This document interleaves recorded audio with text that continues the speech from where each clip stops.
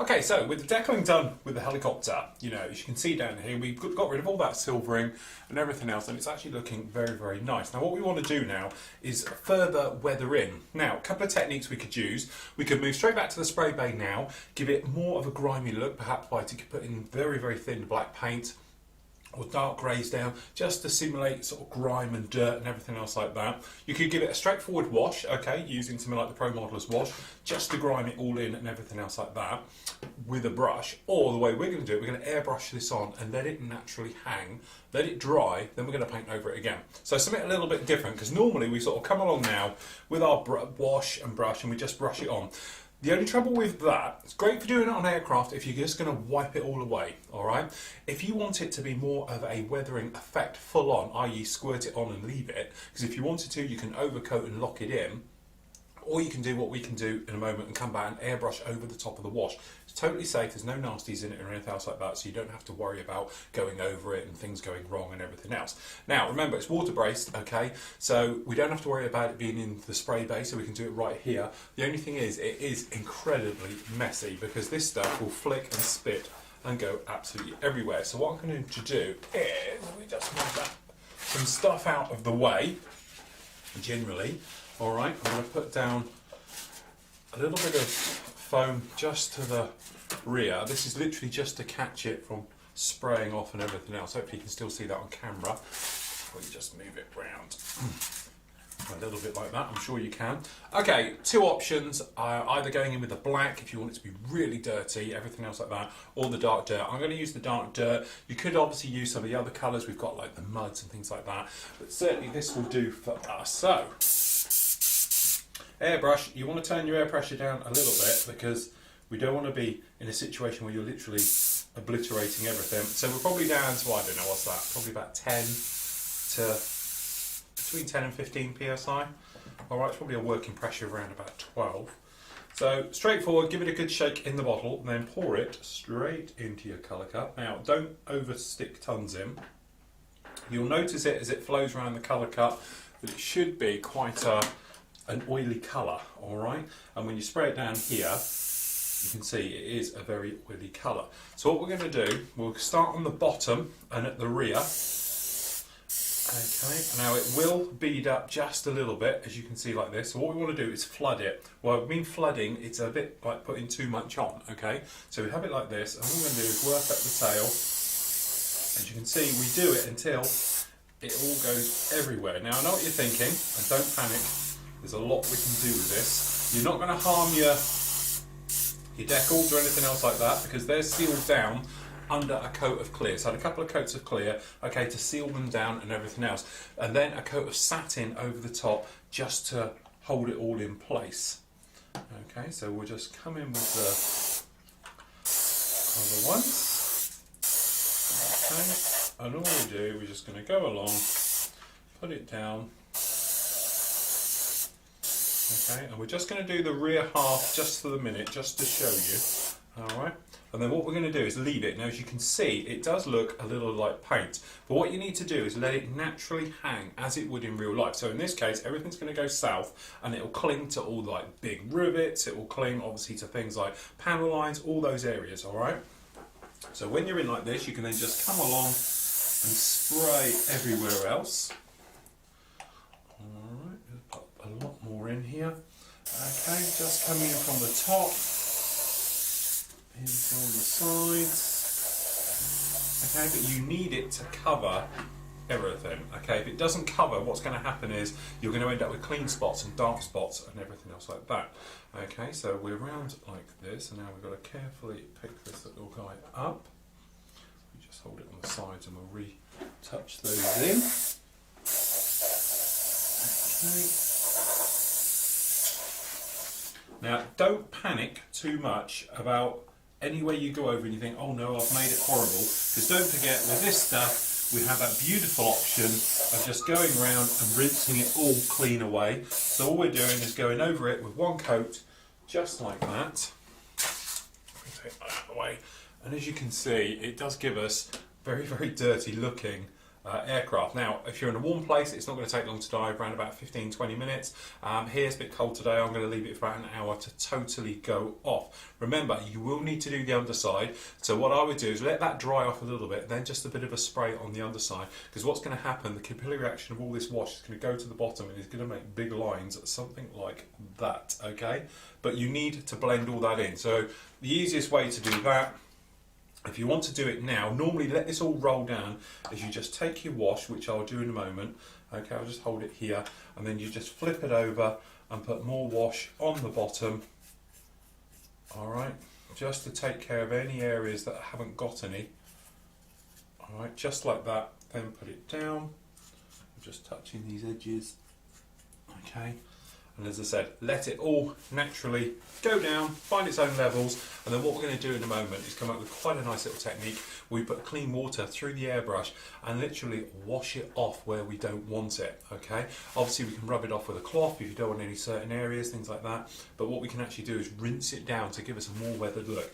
Get it back in the paint bay, respray over for those corrosion control areas and things like that are also too often seen on these aircraft, okay, and that should give us a really, really nice, heavily weathered aircraft instantly. Okay, so we are dry on the top, still a little bit wet on the bottom, okay, but as you can see, it does give you a very grimed out look to your model. Now, you know, at this point you might think, yeah, no, that's actually quite really what we're after. So if you wanted to, you would need to overcoat it to seal it in. It's too thick to be handleable. You're going to leave fingerprints in it and everything else like that. Just remember, as soon as it gets wet, it goes back to being a liquid and wipes away very, very easily. So at any point, you can obviously take some off, you can put some back and everything as you go like that. So what we want to do is knock this back a little bit in certain areas, perhaps leave it around here, because it looks quite nice down the back here, but certainly up the front, on the top definitely, crew access areas, things like that, we need to knock a lot of that off, and obviously the underside needs to be taken. Okay, so from this angle you can probably see it a little bit better of how this actually is. So, give you an idea of how far we've come, what the wash does. Here we have the original rotor colours compared to the model itself, and as you can see when you see it like that, you can see how much the weathering does, and it's something that can be very, very straightforward. So what we're going to do now is just wipe off some of the top areas a little bit first. So we've got normal kitchen towel. Okay, and then what we're going to do, we're going to rub it manually off of the top, this entire top area. Alright, so usual thing, we just wet the cloth just a little bit. Okay, and then we come in. Now if we do it just not trying to wipe it all away, we're trying to leave grimed in areas. We can get this texture business going on the top, which is quite a nice touch. Alright, so we're just going to go around elsewhere, so we know it's not going to be so bad at the top here. Okay, a little bit more just to take that off. And you can see very quickly it goes from being grimy, horrible, you over wet it like we did there, just a little bit too much fluid, and all of a sudden it's all gone. Okay, and that's the thing with this, we can take it to whatever levels we like. So what we're going to do, I'm just going to fade it back over the back ends here. So it's just that thing of pressure versus moisture, because obviously the more pressure you put on, obviously the more you're going to scrape away, but the thing is what we want to do is leave a lot of griminess behind. So pick your points where you want to hold it, like here. So down the back here we've switched over to dry. Okay, so it comes off on the cloth, but what we want to do is just rub it down to get most of it off, but still trying to leave a bit behind. Okay, now this is where texture comes in, because the texture enables it to grip, because without it, if it's a glossy surface, it would just come off straight away. So down the back here, all we're going to do is doing it dry and just giving it a little rub. And as you can see, we've got quite a bit coming off as we go. So we just do the same on the other side, just around this entire tail area. Okay, and just up that. We've got a little bit of stubborn around these areas, so we're just going to lightly moisten the cloth, but we're not going to rub hard. Because it's slightly damp, we're going to let the dampness take it off rather than me. Okay, so this is the type of texturing we were on about that you can get in here, really, really nice. Okay, so this is the trouble area, if you like, is up here on the back. Now, when you've got this stuff totally dry, it is quite handleable, so don't worry about grabbing hold of it. You're not going to rub it away. But what I'm trying to leave up here is quite a bit of grime left behind. And don't forget, what you can do, you can take it off from somewhere else. So perhaps we'll grab a bit from the front here, start to take it lightly off of the front, and then put it back on and grime it all back onto where we want it. Okay, and as you get a feel for using the wash, you'll get used to how much you can take, how much you can leave behind, and everything else like that. Again, cotton buds, they're great. Q-tips, because you can just get in, wipe away where you can't get in with a cloth. But again, a wet one will obviously wipe it all away, versus quite a dry one will just take off the stubborn bits. Okay, and again, when you've got quite a bit on your cotton bud like this, you can actually go around and put some back on.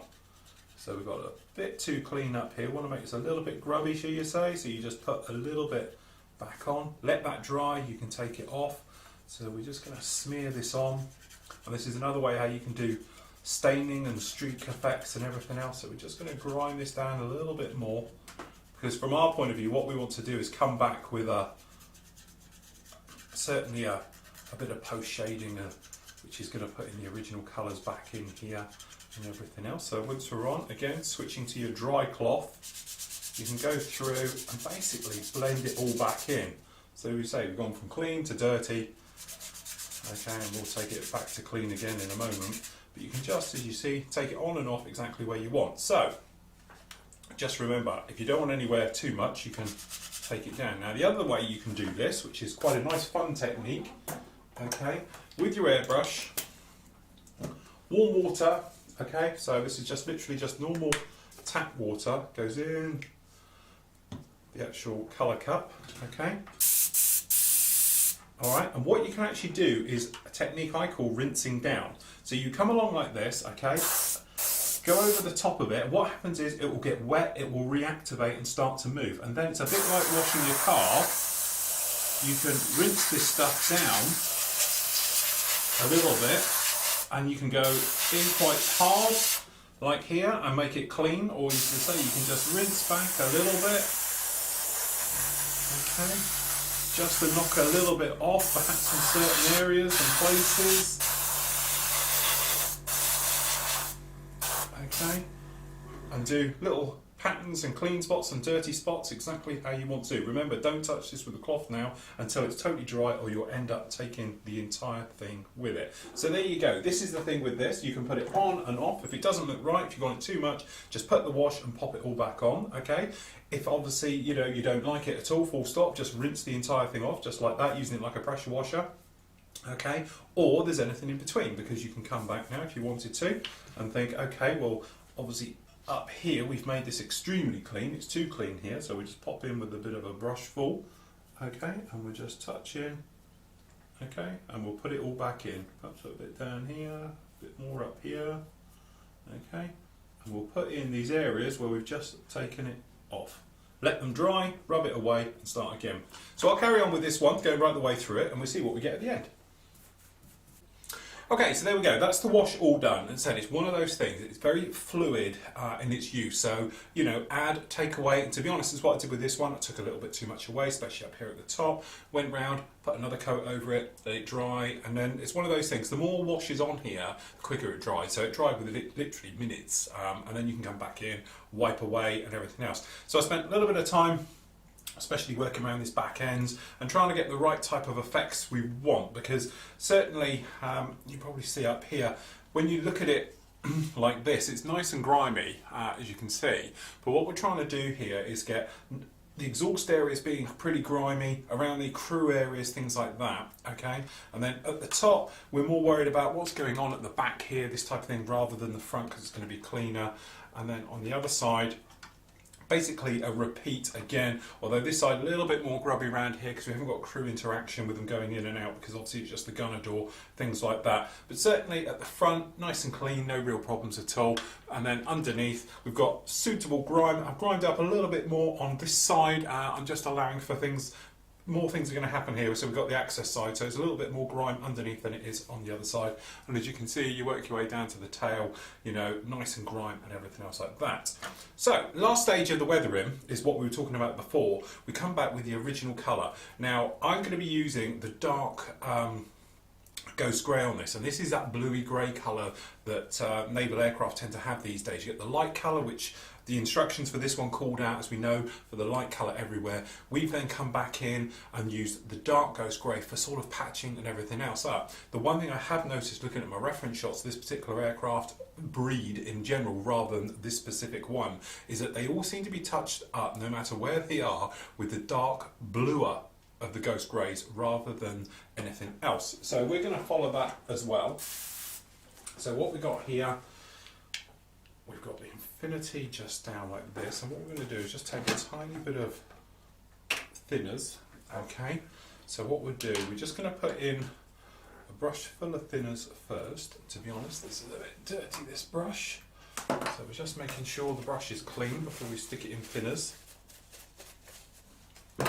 Okay, so pop the brush in, and we're just going to take a scrape, 2 scrape brushfuls of thinners into the colour cut, because we're not going to need much. Okay, good shake. So we've got this original colour, so model air number 047, about a 50-50 mix. And don't forget, this stuff is pre-thinned, so really what we're talking down here is about 2/3 thinners to paint. Now the idea with this is it makes it very, very fluid, which means we can turn the air pressure down very, very low. Okay, and we can do some spraying. So we'll just pop down one little sheet just to protect my cutting mat. We don't really need to go in the spray bay for this because we're just doing tiny, tiny amounts. So what we'll do, we'll just pop it on its side here, prop it up just a little bit. Okay, usual things, checking our flow. Flow's coming through, but it's a little bit high, so we'll turn it down just a little bit. So we want enough for it to come out, but we want to be very, very close to the model. This way it stops your spray pattern. Think of it like a cone as you're going in. The closer you are, the more you are. The further out, the bigger area, okay? Closer you are in though, the more chance you've got of runs happening and things like that, and spidering and all those things, because the air pressure is physically pushing the paint away, so hence we slow it down a little bit. So we're going to pick some little areas out just around here. So what we're going to try and do is just literally, as you can hear, it's very, very subtle. So we're just popping around little things. Okay, just up it a little bit. Okay, so we're just going to pop in here. As you can see it, the air is dying off after we pull the trigger. And what it is because the paint goes in, it's a little bit thick, has to work a bit harder to get rid of it. Okay, so again, it's finding that balance. So we're probably only down to around about 7 to 10 psi.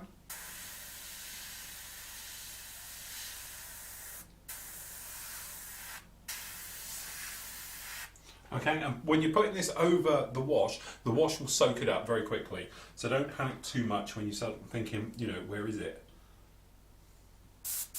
Just going to up the air pressure just a little bit.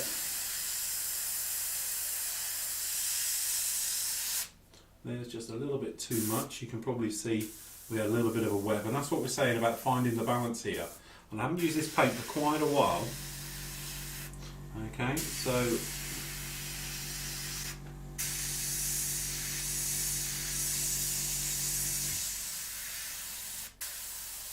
but you might notice that it literally gets sucked into the surface you're spraying on very quickly.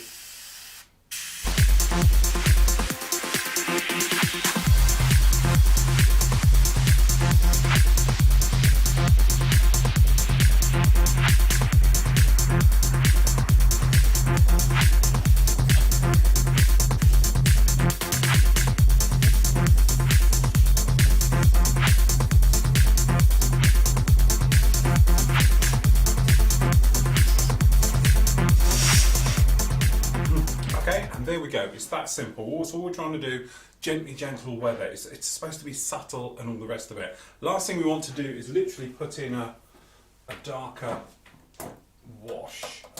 Okay, and this is to literally give us that exhaust effect that we're after before we can go around and paint things in. Lots of different ways of doing this one. Certainly the easiest way is to use something like Tamiya Smoke because it has that grimy type of look to it, but certainly you can do it with, you know, obviously like the washes as we've done, but you can do it with thinned black paint, anything else like those. We'll see if we've got any clear around, so we just want that's the one. So this is just Tamiya Smoke, which is very, very glossy and also gives you a difference in texture, but obviously we're going to be going around with this one afterwards, and then we're going to be putting down a flat coat on this to knock it all back, sealing obviously all these decals and everything else. So we're just putting in here a tiny little 50-50 mix. It's probably a little bit more than 50 there, but it's a smoky effect, so we should be okay. We'll have just a touch more thinners in here. There we go. Okay, clean out our brush. It doesn't matter, it's got some grey paint on it, because to be honest it will all add to the texture in here. It doesn't have to be a particularly clean colour for what we're planning. Okay, so again, like we did when we were speaking about it before, we've got to do this thing of shooting it down the exhaust line of exactly how it is. Quite a high air pressure because this is what it's doing, and all we're going to do is literally just going to put this down this tail area, running all down the back, a couple of good passes with it. Alright, same on the other side. Also it will lock in the wash. So we're just going to push it right down the back with that nice gloss over the back. Okay, down over these tails. Obviously it will catch it everywhere, all of these different areas. Underneath. Okay, and for our point of view, what we're going to do, in a moment I'll take it over to the spray bay and I'm going to give it a little coat of this absolutely everywhere, all over this, and I'm going to put into it just a drop or two of the clay wash. Okay, now it sounds a bit odd putting paint into here, but trust me, it will give a really, really nice effect to this one because it will give it that grimy look. But just remember, very, very little, just a few drops of dark dirt wash or the black wash into this. It will give it a nice grimy effect, and when it dries, it will dry quite flat as well. Okay, so a couple of things we need to take care of. We need to weather up quickly the rotors because obviously they're a little bit new. Tail rotor's done and the side doors which we haven't put in, so then we can get the glass in. Now I've got the fan running because what we're going to do is do a quick weathering job using Tamiya Smoke and the dark clay wash to knock it down. When you're mixing clay wash with paints, okay, just remember to mix extremely well and up your air pressure completely. Alright, so it's pretty straightforward. What we're going to do, we're just going to come in with a little bit of smoke, okay, and then 50-50 mix it with the Flooring Models clay wash. Now, because the Tamiya paint's more like a synthetic paint rather than obviously using water, basically the degreasing agents which are in are all natural. They don't particularly work well with certain types of paint, but they tend to work with Tamiya paints very well, and they seem to work very well with the Gunsy ones, okay? So give them a good mix. Now you have to use it quite quickly because what happens is the clay will separate from the paint. It's heavier, it sinks down, as you can imagine. But what you want to do, quite a high air pressure. If you look through, it looks like smoke, but it's got a strange little effect this does. It will kill it dead flat. Okay, so what we do, we just pick up this bit of towel here. Okay, we do the inside, give them a spray over. Okay, right the way over, ends, edges, everything. And you can see it will kill it down. Okay, and then if we go thin, you have to imagine that, you know, this is normally it's flat, gloss finish. So then when you compare it to, we do the undersides of these, you can probably see the difference we've got with these rotor sets, just like that. It gives you that real nice dulled down look and quite frankly a weathered rotor. So if we move this out of the way and we move this top cam down, you'll probably see this quite well. Now always test this before you try anything, okay? but you can probably see it just gives you a far more natural looking rotor set rather than being bright sort of colours like that. You can use it for other weathering as well, so feel free to use it things like exhaust staining, stuff like that. It just works extremely well. Just remember, high air pressure over 20 psi is a must, okay, because it needs to atomise the wash. Okay, and it will go over any type of surface, but you can probably see if we do some random patterning, it'll give it more of a worn look to your rotor head completely. Just coming from the other side. And the big thing is, obviously, this is acting like a flat. See, if I just do these, if you compare that to the other head, you can see we've weathered that down really, really nicely with no problem. So again, we'll just do this one. Instant weathering, really, really simple. Okay then, so giving this a couple of flat coats. To be honest, we just use Valero's flat, okay? 50-50 mix, good shake, into the airbrush, maximum air pressure you can get out your airbrush, so probably shooting around about 30 psi. 2 foot away, mist on, light dusty coat, leave it 5 minutes, give it another coat, and away you go, and we end up with something like this. So now it's totally handleable, we don't have to worry about, you know, damp fingers, things like that, pulling the wash off. So what have we got? We have got one very dirty aircraft, you see. Mixing the wash in with the smoke paint has given us this effect on the back. We can still see the markings in there, but they're nicely worn down into it, and that's something you can't do normally with things like washes on their own and paints on their own, because paints cover it too much, but between the two it gives this nice textured finish to it.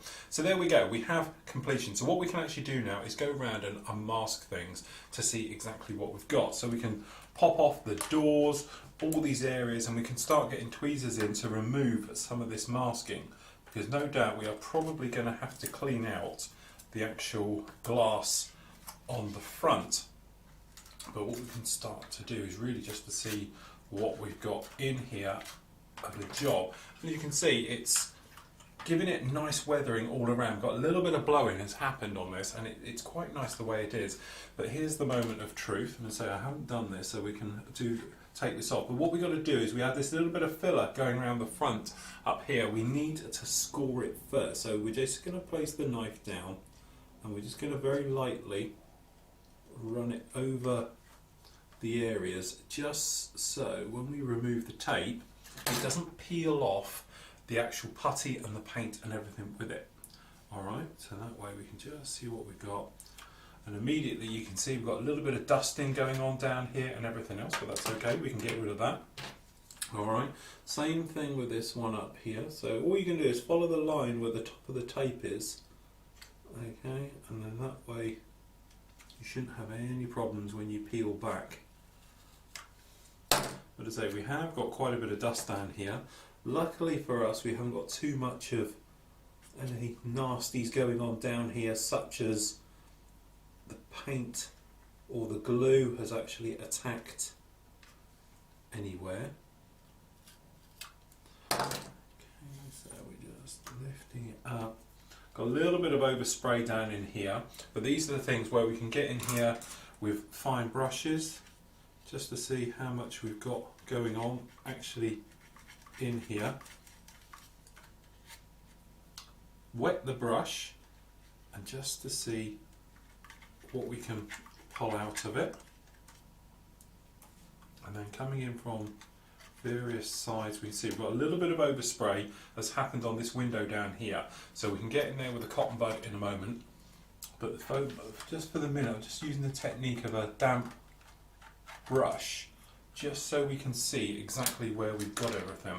So let's just pop this door off, and we might be able to get the brush from all these different angles. Great thing with helicopters in. So if we bring the brush in through the back here, you can probably see we can just wipe away all that dust down on the front screen, which is great. Now this one with the overspray is going to be a little bit more tricky. 2 options to do this. Very carefully thinners, alright? My preferred option, cocktail stick, flatten out the end just a little bit so you've got a bit of a chisel edge going onto it. Alright, but obviously it needs to be thin enough to still get down the end.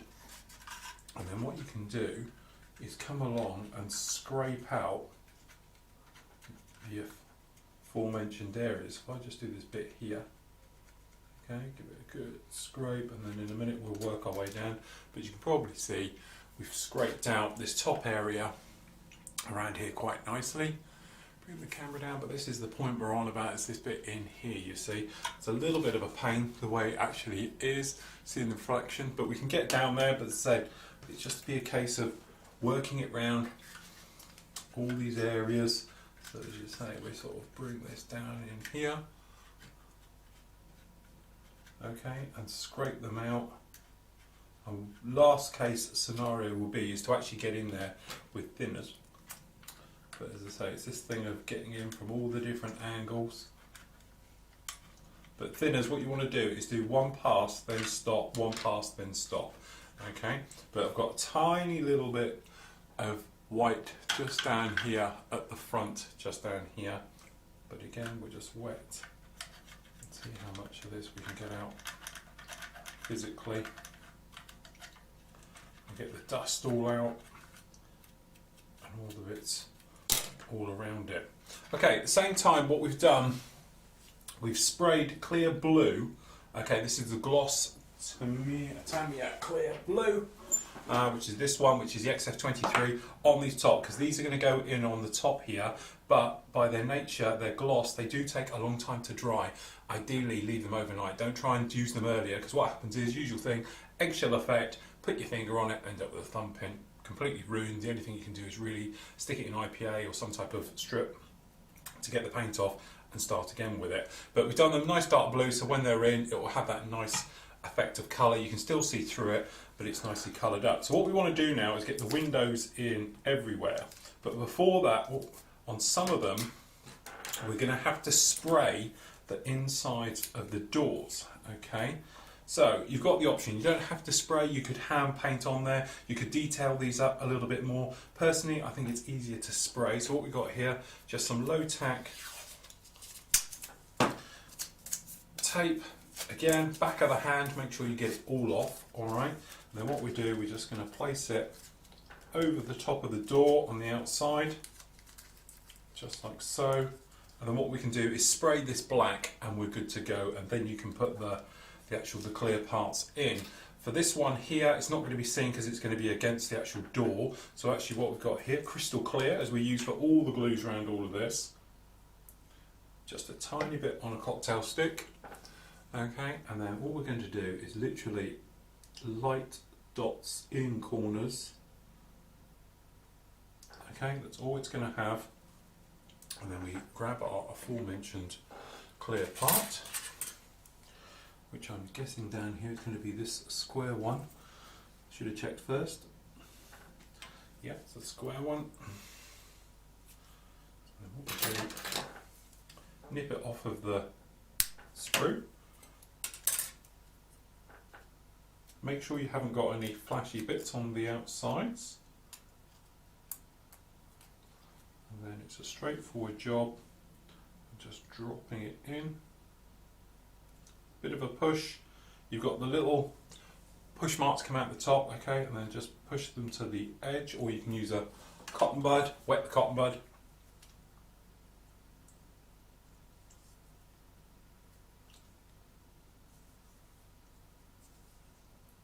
Okay, all that glass, just like that. It's actually a little bit smaller than is required. That's all it is. Those will dry crystal clear and it'll be good, and then we can fit on. We don't have to worry about the little swash plate area on the bottom because that is retracted as the door goes on, but we need those to dry.